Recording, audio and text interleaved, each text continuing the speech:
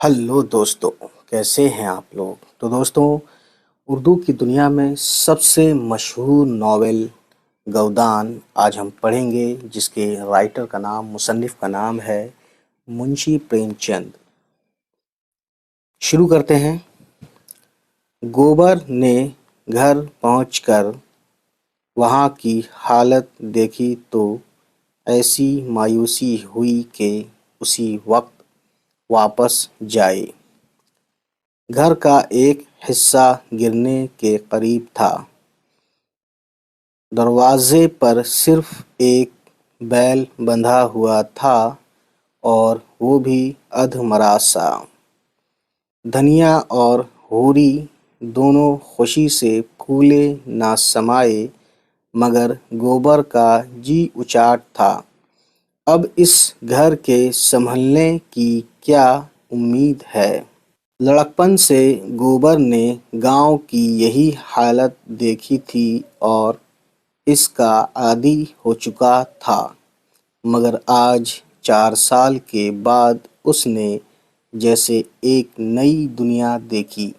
بھلے آدمیوں کے ساتھ رہنے سے اس کی عقل کچھ جاگ اٹھی ہے، اس میں احساس آ گیا ہے، اب اس میں وہ پہلے کا گنوارپن اور گھمنڈ نہیں ہے۔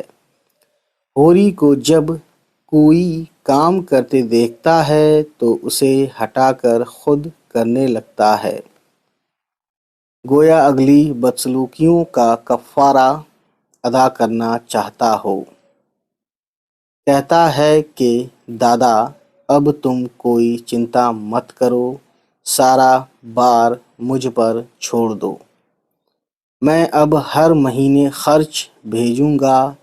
اتنے دن تو مرتے کھپتے رہے، اب کچھ دن تو آرام کر لو۔ مجھ پر لعنت ہے کہ میرے رہتے تمہیں اتنی تکلیف اٹھانی پڑے۔ اور ہوری کے روئیں روئیں سے بیٹے کے لیے دعا نکلتی ہے۔ گوبر نے کہا، کہو تو سب سے قسط کروا دوں اور ہر مہینے ادا کرتا جاؤں۔ کل ملا کر کتنا ہوگا؟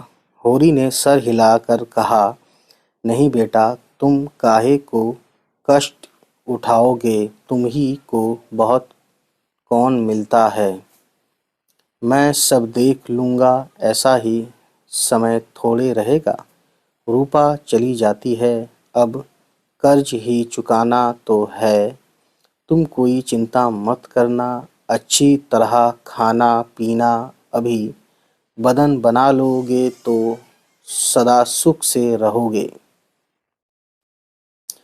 میری کون، مجھے تو مرنے کھپنے کی عادت پڑ گئی ہے، ابھی تم کو کھیتی میں نہیں جوتنا چاہتا، مالک اچھا مل گیا ہے، اس کی کچھ دن سیوا کر لو گے تو آدمی بن جاؤ گے، وہ تو یہاں آ چکی ہیں، پوری دیوی ہیں، بیاہ کے دن پھر آنے کو کہا ہے۔ ہمارے سر آنکھوں پر آویں، ایسے بھلے مانوس کے ساتھ رہنے میں چاہے پیسے کم بھی ملیں مگر گیان بڑھتا ہے اور آنکھیں کھلتی ہیں۔ اسی وقت پنڈت داتا دین نے ہوری کو اشارے سے بلایا اور دور لے جا کر کمر سے 100 روپے کے 2 نوٹ نکالتے ہوئے بولے، تم نے میری صلاح مان لی، بڑا اچھا کیا، دونوں کام بن گئے، کنیا سے بھی پرن ہو گئے اور باپ داداؤں کی نشانی بھی بچ گئی، مجھ سے جو کچھ ہو سکا وہ میں نے تمہارے لیے کر دیا، اب تم جانو اور تمہارا کام جانے۔ ہوری نے روپے لیے تو اس کا ہاتھ کانپ رہا تھا، اس کا سر اوپر نہ اٹھ سکا، منہ سے ایک لفظ نہ نکلا، گویا ذلت کے اتاہ سمندر میں گر پڑا ہو اور گرتا چلا جا رہا ہو۔ آج 30 سال زندگی سے لڑتے رہنے کے بعد وہ ہار گیا اور ایسا ہارا کہ گویا اسے شہر کے پھاٹک پر کھڑا کر دیا گیا ہے، اور جو جاتا ہے وہ اس کے منہ پر تھوک دیتا ہے، اور وہ چلا چلا کر کہہ رہا ہے کہ بھائیوں، میں رحم کا مستحق ہوں، میں نے نہیں جانا کہ جیٹھ کی لو کیسی ہوتی ہے اور ماگھ کی برکھا کیسی ہوتی ہے۔ اس بدن کو چیر کر دیکھو، اس میں کتنی جان رہ گئی ہے، اور وہ کتنی چوٹوں سے چور ہے اور ٹھوکروں سے کچلا ہوا ہے۔ اس سے پوچھو، کبھی تو نے آرام کے درشن کیے ہیں؟ کبھی تو چھاؤں میں بیٹھا ہے؟ اس پر یہ ذلت، اور وہ اب بھی جیتا ہے، نامرد لالچی کمینہ۔ اس کا سارا اعتقاد جو بہت گہرا ہو کر ٹھوس اور اندھا ہو گیا تھا، گویا ٹکڑے ٹکڑے ہو گیا ہو۔ داتا دین نے کہا، تو میں جاتا ہوں، نہ ہو تم ابھی نوکھے رام کے پاس چلے جاؤ۔ ہوری نے عاجزی سے کہا، چلا جاؤں گا مہاراج، مگر میری آبرو تمہارے ہاتھ ہے۔ 2 دن تک گاؤں میں خوب دھوم دھام رہی، باجے بجے، گانا بجانا ہوا، اور روپا رو دھو کر رخصت ہو گئی، مگر ہوری کو کسی نے گھر سے نکلتے نہ دیکھا۔ ایسا چھپا بیٹھا تھا جیسے منہ میں کالکھ لگی ہو۔ مالتی کے آ جانے سے چہل پہل اور بڑھ گئی، دوسرے گاؤں کی عورتیں بھی آ گئیں۔ گوبر نے اپنے انس و اخلاق سے سارے گاؤں کو گرویدہ بنا لیا ہے۔ ایسا کوئی گھر نہ تھا جہاں وہ اپنے اچھے سلوک کی یاد نہ چھوڑ آیا ہو۔ بھولا تو اس کے پیروں پر گر پڑے، اس کی عورت نے اسے پان دیے اور 1 روپیہ رخصتانہ دیا، اور اس کا لکھنؤ کا پتہ بھی پوچھا۔ کبھی لکھنؤ آئے گی تو اس سے ضرور ملے گی۔ اپنے روپے کا اس نے کوئی ذکر نہ کیا۔ تیسرے دن جب گوبر چلنے لگا تو ہوری نے دھنیا کے سامنے آنکھوں میں آنسو بھر کر اس گناہ کا اعتراف کر لیا جو کئی روز سے اس کے دل کو پریشان و پشیمان کر رہا تھا، اور رو کر بولا، بیٹا، میں نے اس دھرتی کے موہ سے یہ پاپ کی گھڑی سر پر لادی، نہ جانے بھگوان مجھے اس کا کیا دنڈ دیں گے۔ گوبر ذرا بھی ناخوش نہ ہوا، کسی طرح کی خفگی اس کے چہرے پر نہ تھی۔ عقیدت سے بولا، اس میں پاپ کی تو کوئی بات نہیں ہے دادا، ہاں، رام سیوک کے روپے ادا کر دینا چاہیے۔ اور تم کرتے کیا؟ میں کسی لائق نہیں، تمہاری کھیتی میں اپج نہیں، ادھار کہیں مل نہیں سکتا، مہینے بھر کے لیے بھی گھر میں اناج نہیں۔ ایسی حالت میں تم کر ہی کیا سکتے تھے؟ کھیت نہ بچاتے تو رہتے کہاں؟ جب آدمی کا کوئی بس نہیں چلتا تو اپنے کو بھاگ ہی پر چھوڑ دیتا ہے۔ نہ جانے یہ دھاندلی کب تک چلتی رہے گی۔ جسے پیٹ کی روٹی میسر نہیں، اس کے لیے آبرو اور مرجادہ سب ڈھونگ ہے۔ اوروں کی طرح تم نے بھی دوسروں کا گلا دبایا ہوتا، ان کا روپیہ مارا ہوتا تو تم بھی بھلے مانس ہوتے۔ تم نے کبھی دھرم کو نہیں چھوڑا، یہ اسی کا دنڈ ہے۔ تمہاری جگہ میں ہوتا تو یا تو جیل میں ہوتا یا پھانسی پا گیا ہوتا۔ مجھ سے یہ کبھی نہ سہا جاتا کہ میں کما کما کر سب کا گھر بھروں اور اپنے آپ بال بچوں کے ساتھ منہ میں جالی لگائے بیٹھا رہوں۔ دھنیا بہو کو اس کے ساتھ بھیجنے پر راضی نہ ہوئی۔ جھنیا بھی چاہتی تھی کہ ابھی کچھ دن یہیں رہے، طے ہوا کہ گوبر اکیلا ہی جائے۔ دوسرے روز علی صبح گوبر سب سے رخصت ہو کر لکھنؤ چلا۔ ہوری اسے گاؤں کے باہر تک بھیجنے گیا۔ گوبر سے اتنی محبت اسے کبھی نہ ہوئی تھی۔ جب گوبر اس کے پیروں پر جھکا تو ہوری رو پڑا، جیسے پھر اسے کبھی بیٹے کے درشن نہ ہوں گے۔ اس کی آتما میں خوشی تھی، غرور تھا اور عزم تھا۔ بیٹے سے یہ عقیدت اور محبت پا کر اس میں رونق اور بالیدگی آ گئی ہے۔ کئی روز سے پہلے اس پر سستی سی چھا گئی تھی، ایک ایسی تاریکی سی جس میں وہ اپنا راستہ بھول رہا تھا۔ وہاں اب مستعدی ہے اور روشنی ہے۔ روپا اپنی سسرال میں خوش تھی۔ جس حالت میں اس کا بچپن بیتا تھا اس میں پیسہ سب سے قیمتی چیز تھا۔ دل میں کتنی خواہشیں تھیں جو دل ہی میں گھٹ گھٹ کر رہ گئی تھیں، وہ اب انہیں پورا کر رہی تھی۔ اور رام سیوک ادھیڑ ہو کر بھی جوان ہو گیا تھا۔ روپا کے لیے وہ شوہر تھا۔ اس کے جوان، ادھیڑ یا بوڑھے ہونے سے اس کے نسائی جذبے میں کوئی فرق نہ آ سکتا تھا۔ یہ جذبہ شوہر کے رنگ، روپ یا سن پر منحصر نہ تھا۔ اس کی بنیاد اس سے بہت گہری تھی۔ اجلے نسلی رواجوں کی تہ میں جو صرف کسی زلزلے ہی سے ہل سکتی تھی۔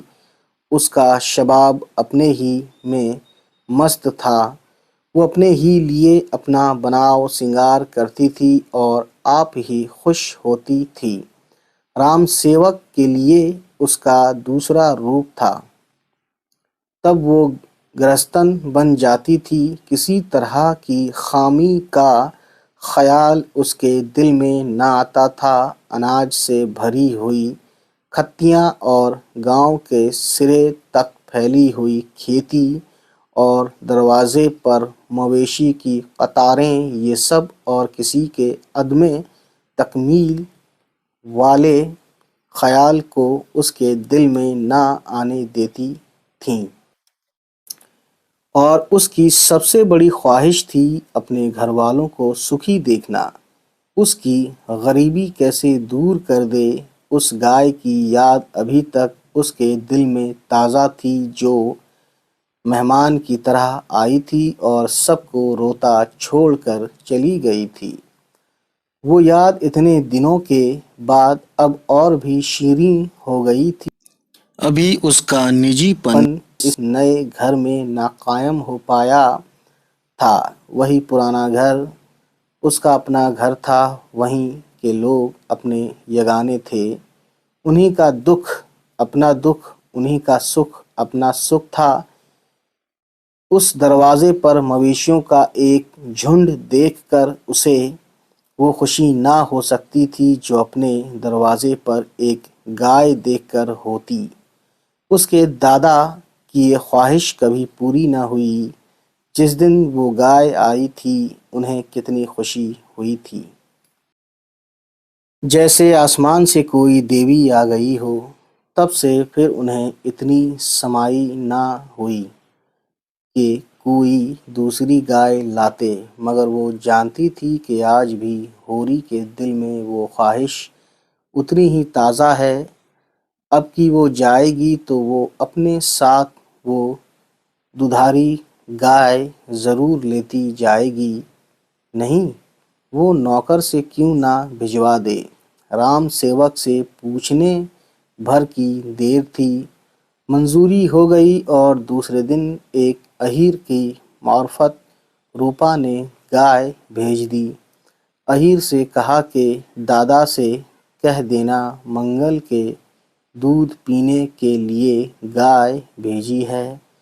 ہوری بھی گائے لینے کی فکر میں تھا۔ یوں ابھی گائے لینے کی عجلت نہ تھی، مگر منگل یہیں ہے اور وہ بلا دودھ کے کیسے رہ سکتا ہے۔ روپیہ ملتے ہی وہ سب سے پہلے گائے لے گا۔ منگل اب صرف اس کا پوتا نہیں ہے، صرف گوبر کا بیٹا نہیں ہے، بلکہ مالتی دیوی کا کھلونا بھی ہے۔ اس کی پرورش و پرداخت اسی طرح ہونا چاہیے۔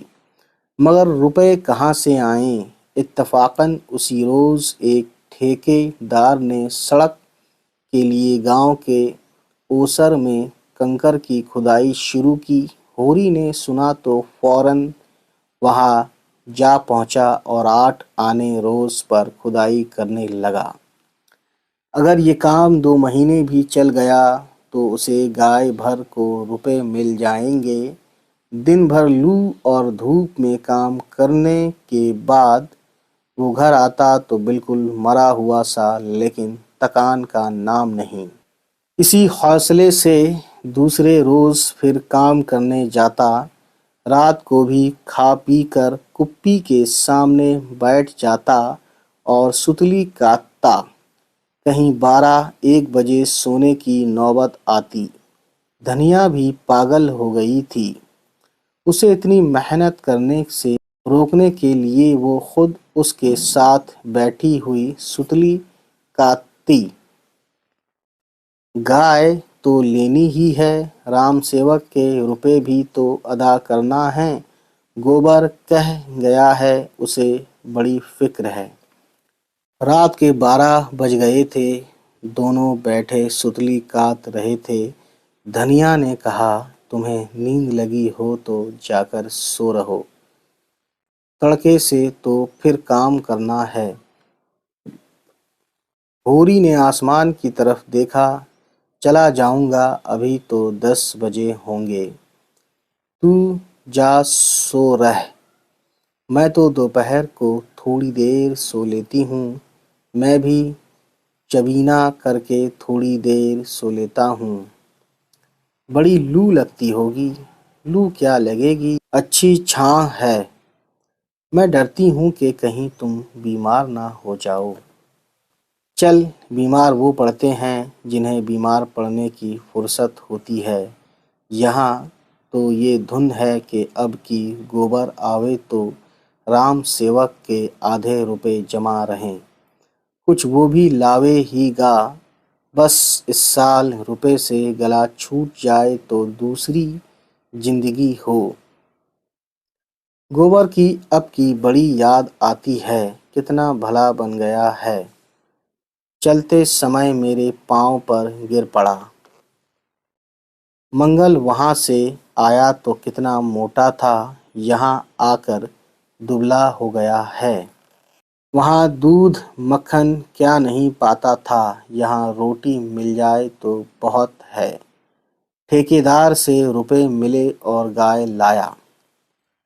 گائے تو کبھی کی آ گئی ہوتی، مگر تم جب کہنا مانو، اپنی کھیتی تو سنبھالے نہ سنبھلتی تھی، پنیا کا بوجھ بھی اپنے سر پر لاد لیا۔ کیا کرتا، اپنا دھرم بھی تو کچھ ہے۔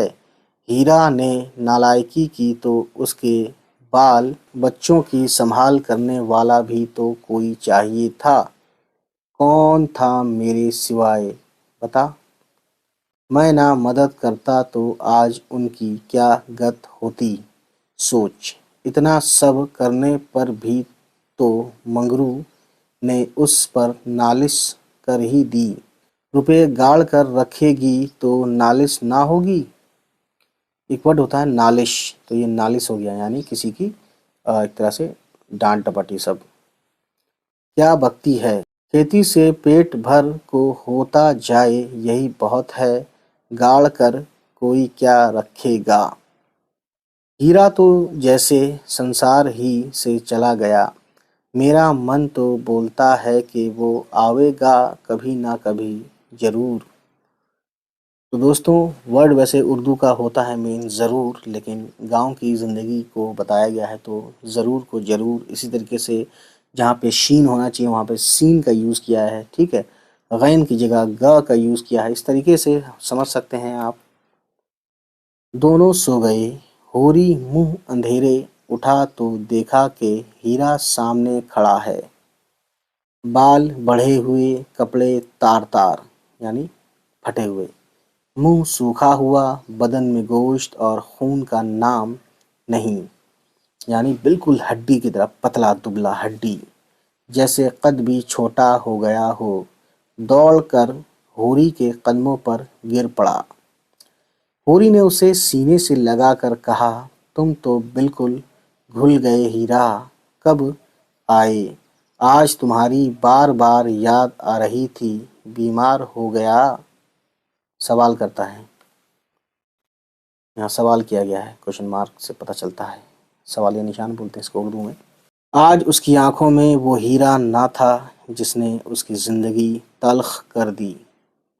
تو دوستوں، تلخ مطلب کڑوا ہوتا ہے۔ پہلے ہم ریڈ آؤٹ کر لیتے ہیں تاکہ آپ کو کہانی کو یاد کرنے میں مزہ آئے، مطلب آسانی ہو، اور سننے میں مزہ تو آئے گا ہی جب آپ پوری کہانی سنیں گے۔ حالانکہ یہ پورا ناول نہیں ہے دوستوں، آخری حصہ ہے چھوٹا سا۔ کر دی تھی، بلکہ وہ ہیرا تھا جو بے ماں باپ کا چھوٹا سا بچہ تھا۔ درمیانی 25-30 سال مٹ گئے تھے، ان کا نشان بھی نہ تھا۔ ہیرا نے کچھ جواب نہ دیا، کھڑا رو رہا تھا۔ ہوری نے اس کا ہاتھ پکڑ کر بھرے گلے سے کہا، کیوں روتے ہو بھیا؟ بھرے گلے یعنی درد بھری آواز میں۔ آدمی سے بھول چوک ہوتی ہی ہے، کہاں رہے اتنے دن؟ ہیرا نے بے چارگی سے کہا، کہاں بتاؤں دادا، بس یہی سمجھ لو کہ تمہارا درشن ودا تھا، سو بچ گیا۔ ہتیا سر پر سوار تھی، ایسا لگتا تھا کہ وہ گؤ میرے سامنے کھڑی ہے۔ ہر دم سوتے جاگتے، کبھی آنکھوں کی اوٹ نہ ہوتی تھی۔ میں پاگل ہو گیا اور 5 سال تک پاگل خانے میں بند رہا۔ آج وہاں سے نکلے 6 مہینے ہوئے، مانگتا کھاتا پھرتا رہا، یہاں آنے کی ہمت نہ پڑتی تھی۔ دنیا کو کون منہ دکھاؤں گا؟ آخر، ویسے ورڈ اردو کا آخر ہوتا ہے، خے ہوتا ہے، لیکن یہ گاؤں کی زندگی ہے، گاؤں کی لینگویج ہے، ٹھیک ہے۔ آخر جی نہ مانا، کلیجہ کڑا کر کے چلا آیا، یعنی کلیجہ مضبوط کر کے۔ تم نے میرے بال بچوں کو، ہوری نے بات کاٹی۔ ہوری نے بیچ میں بولا، تم ناحق بھاگے۔ ویسے ورڈ حق ناحق ہوتا ہے، بڑی قاف ہوتی ہے لیکن چھوٹی قاف، وہی گاؤں کی لینگویج۔ ارے دروگا کو 10-5 روپے دے کر معاملہ دبوا دیا جاتا اور کیا ہوتا۔ تو دوستوں، اس سے یہ پتہ چلتا ہے کہ انگریزوں کے زمانے میں بھی جو ہے گھوس چلتی تھی۔ تم سے جیتے جی ارن نہ ہوں گا دادا، میں کوئی غیر تھوڑی ہی ہوں بھیا۔ ہوری خوش تھا، زندگی کی ساری تکلیفیں اور ساری مایوسیاں گویا اس کے قدموں پر لوٹ رہی تھیں۔ کون کہتا ہے کہ زندگی کی جدوجہد میں وہ ہارا ہے؟ یہ خوشی، یہ غرور، یہ حوصلہ کیا ہار کی علامت ہے؟ ایسی ہی شکستوں میں اس کی فتح ہے۔ اس کے ٹوٹے ہوئے ہتھیار اس کی فتح کے جھنڈے ہیں۔ اس کا سینہ پھول اٹھا ہے اور چہرے پر چمک آ گئی ہے۔ ہیرا کی ممنونیت میں اس کی زندگی کی ساری کامیابی مجسم ہو گئی ہے۔ اس کے بکھارے میں 100-200 من غلہ بھرا ہوتا، اس کی ہانڈی میں 1000-500 روپے گڑے ہوتے، لیکن اس سے یہ جنت کی خوشی کیا مل سکتی تھی؟ ہیرا نے اسے سر سے پیر تک دیکھ کر کہا، تم بھی تو بہت دبلے ہو گئے ہو دادا۔ ہوری نے ہنس کر کہا، تو کیا یہ میرے موٹے ہونے کے دن ہیں؟ موٹے وہ ہوتے ہیں جنہیں نہ روپے کا سوچ ہوتا ہے، نہ مرجات کا۔ اس جگ میں موٹا ہونا بے حیائی ہے۔ 100 کو دبلا کر کے تب ایک موٹا ہوتا ہے۔ ایسے موٹاپے میں کیا سکھ۔ تو دوستوں ایک زمانہ تھا جب لوگ موٹے کم ہوتے تھے، لیکن ٹیکنالوجی بڑھی اور آرام ملتا گیا، لوگ موٹے ہوتے گئے۔ سکھ تو تب ہے کہ سبھی موٹے ہوں۔ صبح سے بھیٹ ہوئی، اس سے تو رات ہی کو بھیٹ ہو گئی تھی۔ تم نے تو اپنے کو بھی پالا اور جو تم سے بیر کرتے تھے ان کو بھی پالا اور اپنی آبرو بنائے بیٹھے ہو۔ اس نے تو کھیتی باڑی سب بیچ باچ ڈالی اور اب بھگوان ہی جانے اس کا نباہ کیسے ہوگا۔ نباہ یعنی گزارا۔ آج ہوری کھدائی کرنے چلا تو بدن بھاری تھا، رات کی تھکن دور نہ ہو پائی تھی، مگر اس کے قدم تیز تھے اور چال میں بے پرواہی کی اکڑ تھی۔ آج 10 ہی بجے سے لو چلنے لگی اور دوپہر ہوتے ہوتے تو آگ برس رہی تھی۔ ہوری کنکر کے ٹوکرے اٹھا اٹھا کر کان سے سڑک پر لاتا اور گاڑی پر لادتا تھا۔ جب دوپہر کی چھٹی ہوئی تو وہ بے دم ہو گیا تھا، ایسی تھکن اسے کبھی نہ ہوئی تھی۔ اس کے پاؤں تک نہ اٹھتے تھے، بدن اندر سے جھلسا جا رہا تھا۔ وہ نہ نہایا اور نہ کچھ چبایا، یعنی اس کے بدن کے الیکٹرولائٹ ڈاؤن ہو چکے تھے، ٹھیک ہے، اگر ہم ٹیکنالوجی کی بات کریں۔ خیر، اسی تکان، ویسے تھکان ہوتا ہے لیکن گاؤں کی لینگویج اسی تکان میں اپنا انگوچھا بچھا کر ایک پیڑ کے تلے سو رہا تھا، مگر پیاس کے مارے گلا سوکھا جاتا ہے، خالی پیٹ پانی پینا ٹھیک نہیں ہے۔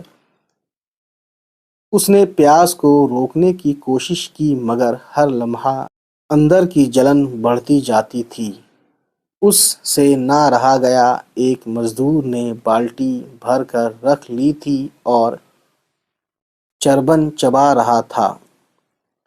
ہوری نے اٹھ کر ایک لوٹا پانی خوب کھینچ کر پیا اور پھر جا کر لیٹ رہا، یعنی لیٹ گیا، مگر آدھ گھنٹے میں اسے قے ہو گئی اور چہرے پر مردنی سی چھا گئی، یعنی ایک دم ایسا لگا کہ سوکھ گیا، 12 بج گئے، مردنی ہے نا۔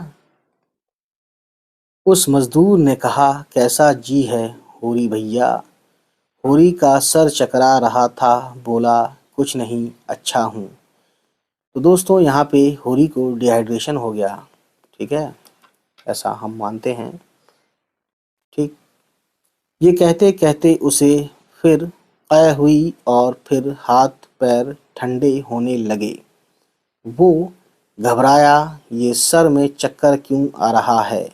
آنکھوں کے سامنے جیسے اندھیرا چھایا جاتا ہے۔ اس کی آنکھیں بند ہو گئیں اور زندگی کی ساری باتوں کی یاد مجسم ہو کر دل میں آنے لگی، مگر بے سلسلہ خواب کی تصویر کی طرح بے ربط اور بگڑی ہوئی۔ وہ خوشگوار بچپن یاد آیا جب وہ گلیاں کھیلتا تھا اور ماں کی گود میں سوتا تھا۔ پھر دیکھا کہ جیسے گوبر آیا ہے، گوبر یعنی اس کا لڑکا، اور اس کے پیروں پر گر رہا ہے۔ پھر منظر بدلا، دھنیا دلہن بنی ہوئی سرخ چندری پہنے اسے کھانا کھلا رہی ہے۔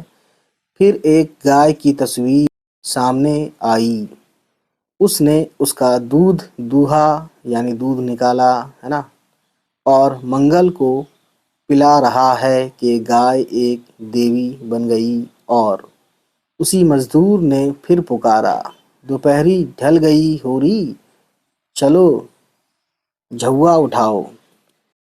ہوری کچھ نہ بولا، اس کی روح تو نہ جانے کس کس دنیا میں اڑ رہی تھی۔ اس کا بدن جل رہا تھا اور ہاتھ پاؤں ٹھنڈے ہو رہے تھے، لو لگ گئی تھی۔ اس کے گھر آدمی دوڑا گیا تھا، گھنٹہ بھر میں دھنیا دوڑی ہوئی آ پہنچی۔ شوبھا اور ہیرا پیچھے پیچھے کھٹولے کی ڈولی بنا کر لا رہے تھے۔ دھنیا نے ہوری کا بدن چھوا تو اس کا دل دھڑک اٹھا، چہرہ اتر گیا، کانپتی ہوئی آواز میں بولی، کیسا جی ہے تمہارا؟ ہوری نے مضطربانہ اور مجنونانہ نگاہوں سے دیکھ کر کہا، مجنونانہ نے دیوانوں کی طرح، مضطربانہ ایک دم پریشان ہو کر، تم آ گئے گوبر، میں نے منگل کے لیے گائے لے لی ہے، وہ کھڑی ہے دیکھو۔ دھنیا نے موت کی صورت دیکھی تھی، اسے پہچانتی تھی، اسے دبے پاؤں آتے بھی دیکھا تھا اور آندھی کی طرح آتے بھی دیکھا تھا۔ اس کے سامنے ساس مری، سسر مرا، اس کے 2 بچے مرے، گاؤں کے 50 آدمی مرے۔ دل میں ایک دھکا سا لگا، وہ بنیاد جس پر زندگی قائم تھی گویا مٹی جا رہی تھی۔ لیکن نہیں، یہ صبر کرنے کا وقت ہے، اس کا اندیشہ بے بنیاد ہے، لو لگ گئی ہے، اسی سے بے ہوشی ہے۔ امڈتے ہوئے آنسوؤں کو روک کر بولی، میری طرف دیکھو، ویسے طرف ہوتا ہے اردو ورڈ اصل، لیکن گاؤں کی لینگویج میری طرف دیکھو، میری طرف دیکھو، میں ہوں، کیا مجھے نہیں پہچانتے؟ ہوری کو کچھ ہوش ہوا، موت قریب آ گئی تھی، آگ جل اٹھنے والی تھی، دھواں دور سا ہو گیا۔ دھنیا کو بے کسانہ انداز سے دیکھا، دونوں آنکھوں سے آنسو کے 2 قطرے نکل پڑے، کمزور آواز میں بولا، میرا کہا سنا معاف کرنا، ویسے معاف ہوتا ہے دوستوں اردو میں، تو یہ گاؤں کی لینگویج۔ دھنیا، اب جاتا ہوں، گائے کا ارمان من ہی میں رہ گیا، اب تو یہاں کے روپے کریا کرم میں لگ جائیں گے، رو مت دھنیا، اب کب تک جلائے گی، سب طرح کی درگت تو ہو گئی، اب مرنے دے۔ اور اس کی آنکھیں پھر بند ہو گئیں۔ اسی وقت ہیرا اور شوبھا ڈولی لے کر پہنچ گئے، ہوری کو اٹھا کر ڈولی پر لٹایا اور گاؤں کی طرف چلے۔ گاؤں میں یہ خبر ہوا کی طرح پھیل گئی، سارا گاؤں جمع ہو گیا، ہوری چارپائی پر پڑا، شاید سب کچھ دیکھتا تھا، سب کچھ سمجھتا تھا، مگر زبان بند ہو گئی تھی، البتہ اس کی آنکھوں سے بہتے ہوئے آنسو بتلا رہے تھے کہ موہ کا بندھن توڑنا کیسا مشکل ہو رہا ہے۔ جو کچھ اپنے سے نہیں بن پڑا، اسی کے دکھ کا نام تو موہ ہے۔ ادا کیے ہوئے فرائض اور پورے کیے ہوئے کاموں کا کیا موہ؟ موہ تو ان بے کسوں کے چھوڑ جانے میں ہے جن کے ساتھ ہم اپنا فرض نہ نبھا سکے، ان ادھورے منصوبوں میں ہے جنہیں ہم پورا نہ کر سکے۔ مگر سب کچھ سمجھ کر بھی دھنیا امید کے مٹتے ہوئے عکس کو پکڑے ہوئے تھی، آنکھوں سے آنسو جاری تھے، مگر مشین کی طرح دوڑ دوڑ کر، کبھی آم بھون کر پنا بناتی اور کبھی ہوری کے بدن پر گیہوں کے چوکر کی مالش کرتی۔ کیا کرے، پیسے نہیں ہیں، ورنہ کسی کو بھیج کر ڈاکٹر بلاتی۔ کافی سیڈ اسٹوری ہے دوستوں۔ ہیرا نے روتے ہوئے کہا، بھابھی دل کڑا کرو، یعنی دل مضبوط کرو، گودان کرا دو، دادا چلے۔ دھنیا نے اس کی طرف حقارت سے دیکھا، یعنی نیچی نگاہ سے دیکھا، ایک دم نیچا سمجھ کر دیکھا۔ اب وہ دل کو اور کتنا کڑا کرے، اپنے شوہر کے ساتھ اس کا جو دھرم ہے، کیا یہ اس کو بتانا پڑے گا؟ جو زندگی کا ساتھی تھا، اس کے نام کو رونا ہی کیا اس کا دھرم ہے؟ اور کئی آوازیں آئیں، ہاں گودان کرا دو، اب یہی سمے ہے، اب یہی سمے ہے۔ دھنیا مشین کی طرح اٹھی، آج جو ستلی بیچی تھی اس کے 20 آنے پیسے لائی اور ہوری کے ٹھنڈے ہاتھ میں رکھ کر سامنے کھڑے ہوئے दाता दीन से बोली महाराज, घर में ना गाय है ना बछिया ना पैसा, यही पैसे हैं यही इनका गौदान है। और गश खाकर गिर पड़ी, यानी सर चकरा गया उसका। प्रेमचंद इक़्तिबास यानी निकाला गया है, छांटा गया है। पूरी कहानी बहुत लंबी है दोस्तों, तो बस अब हम शुरू करते हैं कार्यक्रम। ठीक है, कुछ वर्ड्स लिखे हैं जैसे कफ़ारा, जो इसमें दिए हैं वो पढ़ लेते हैं। कफ़ारा मतलब होता है वो काम जो गुनाह उतारने के लिए किया जाए। किस्त यानी किस्त, किस्त जो है बड़ी काफ से होता है, ये अरबिक वर्ड है लेकिन काफ से लिखा है, गांव की लैंग्वेज। किस्त का देहाती तलफ़ुज़ है ना। कर्ज बड़े काफ से होता है, अरबिक वर्ड है। कर्ज का देहाती तलफ़ुज़। उरिन होना, ये कई बार आया है, यानी कर्ज से सबकदोश होना, ठीक है, यानी फ्री हो जाना उससे, कर्ज से। मर्यादा यानी मर्यादा, है ना, मर्यादा भी बोलते हैं, देखा होगा अपने गांव वगैरह में, है ना। वकार या इज्जत होता है इसका मतलब, मीनिंग। बालिदगी यानी बढ़ाव, बढ़वार, ठीक है। मुस्तादी यानी आमादगी या तैयारी, ठीक है। अदम तकमील पूरा ना होना, अदम यानी उसका अपोजिट हो जाता है, जैसे अगले वर्ड है तकमील यानी कंप्लीट होना, यानी कंप्लीट ना होना, अदम तकमील, ठीक है। परदाख्त देखभाल या परवरिश, ठीक है। ममनूनियत शुक्रगुजारी, चरबन यानी मोटा अनाज, मुस्तरिबाना यानी बेचैनी के साथ, मजनूनाना यानी दीवानगी के साथ। पन्ना भुने हुए कच्चे आम या इमली का रस, जो लू लगने के इलाज के लिए भी इस्तेमाल किया जाता है दोस्तों। मोह यानी लालच, ठीक है। तो दोस्तों इसमें जो मुंशी प्रेमचंद साहब ने इसमें बताया है गोदान में, तो इसमें देखते हैं कि उनका तर्ज स्टाइल क्या है, अंदाज क्या है उनके तहरीर का, है ना। तो देखिए, वैसे तो आपने पढ़ ली, पूरी देख ली, पूरी वीडियो समझ ली। अब उसके बाद देखते हैं, और कोई ऐसा वर्ड जो हार्ड वर्ड लगे आपको वो पूछिएगा ज़रूर हमसे, है ना, कमेंट करके।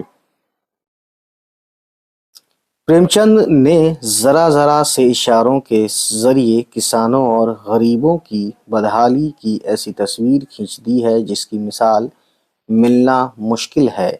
देहाती माहौल वगैरह तो दूसरे भी बयान कर सकते हैं, लेकिन देहात के लोगों की रूह में उतरने का फ़न सिर्फ प्रेमचंद को आता था। तो यहाँ कहने का मतलब ये है दोस्तों कि प्रेमचंद साहब ने एक ऐसी एक ऐसी नब्ज पकड़ी हिंदुस्तान की, जो हिंदुस्तान के देहाती गांव में, है ना, जो देहाती ज़िंदगी है ना, और उनके जो देहाती लोगों की जो ज़िंदगी, मुश्किल ज़िंदगी है, उसको जो है समाज के सामने लाने की पूरी पूरी कोशिश करते हैं वो, है ना। और ये भी कहा है कि ज़रा ज़रा से इशारों के ज़रिए किसानों और गरीबों की बदहाली की तस्वीर खींची है, यानी उनको रिप्रेजेंट करते हैं, उनकी लाइफ को एक आईने में रख देते हैं कि ऐसा आईना कि सारा जहान उसको समझ सके, ठीक है। तो देहाती माहौल पे ही इन्होंने काफ़ी ध्यान दिया है। मुंशी प्रेमचंद की लिखावट का असल मकसद यही है कि वो देहाती ज़िंदगी को ज़्यादा और गरीब मजदूरों की ज़िंदगी को ज़्यादा वो उजागर करते हैं, है ना। प्रेमचंद अपने मुकालमों यानी डायलॉग में देहाती लोगों की ज़बान से थोड़े बहुत देहाती अल्फाज या देहाती लहजे में उर्दू के अल्फाज अदा कराते हैं, जैसा कि अभी आपने देखा कि जैसे किस्त का किस्त हो गया था, है ना, कर्ज का कर्ज हो गया था, इस तरीके से। लेकिन उनके मुकालमों का तासुर, जो उनके डायलॉग है, उनका जो असर है, बिल्कुल सच्चा देहाती होता है, क्योंकि उनमें गांव के लोगों की असल शख्सियत बोल रही होती है। जाहिर है, एकदम ऐसा लगता है कि बिल्कुल सब कुछ सामने हो रहा हो या सब कुछ रियल है ना, इस तरह से वो लिखते थे। प्रेमचंद ने माजी, मुतलक और तारीख़ी ज़माने हाल का खूब इस्तेमाल किया है। कुछ मिसालें ढूंढिए। तो बहरहाल अभी आपको हमने जो इसमें बताया था गाइस, माजी मुतलक वगैरह ये सब किसा क्या कहते हैं, किसे कहते हैं, तो उसमें आप देखिएगा, समझिएगा, है ना। बहरहाल अब देखते हैं इसमें कुछ और आगे बताया है, जैसे कि तमाम बड़े नावल निगारों की तरह प्रेमचंद रंजीदा करते हैं, यानी गमगीन कर देते हैं, लेकिन रुलाते नहीं। वो नावल निगार जो दर्दनाक बातों को बड़ी शिद्दत से बयान करते हैं ताकि पढ़ने वाले को रोना आ जाए, दरअसल नावल के फ़न से वाकिफ़ नहीं हैं, क्योंकि जब पढ़ने वाला रोना धोना शुरू कर देगा तो नावल की असल गहराई और खूबसूरती और उसके मायने पर गौर नहीं करेगा। देखिए होरी की मौत हमारे दिल में कैसी मुस्तकिल खटक छोड़ जाती है। तो इसकी एंडिंग जो है काफ़ी सैड है, तो होरी जो एक शख्स होता है जो इस मेन कैरेक्टर है गौदान का, है ना, जो कि इस दुनिया से चला जाता है ना।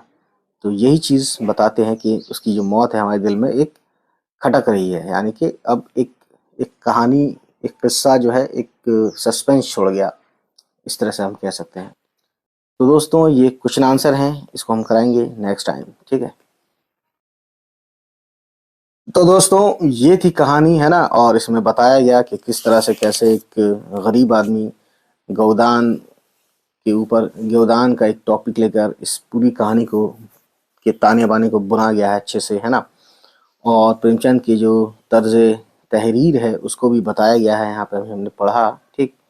तो चलिए फिर इसके क्वेश्चन आंसर हम नेक्स्ट टाइम करेंगे, जो कि हैं कुछ यूं, देख सकते हैं। ये है कि पंडित दाता दीन ने जब होरी को दूर ले आकर 100 रुपए के नोट दिए तो होरी को क्यों लगा कि वो जिल्लत की था समंदर में गिर पड़ा हो। बहरहाल हमने तेज़ पढ़ा, लेकिन हमें अभी सॉल्व करना नहीं है, इसलिए बस बताने के लिए पढ़ा। खैर जो था जैसा था ये आज की वीडियो में है, और नेक्स्ट टाइम हम नेक्स्ट वीडियो में इसकी बात करेंगे क्वेश्चन आंसर की। तो आज इतना ही, और हमारे चैनल को सब्सक्राइब करते हुए शेयर भी करें। चलिए मिलते हैं, बाय बाय, टेक केयर।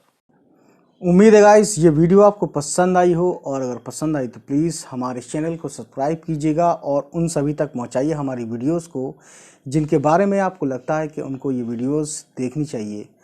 चलिए फिर मिलते हैं आपसे, हमारी होगी नेक्स्ट किसी वीडियो के साथ मुलाकात। तब तक खुश रहें, आबाद रहें, बाय बाय, टेक केयर।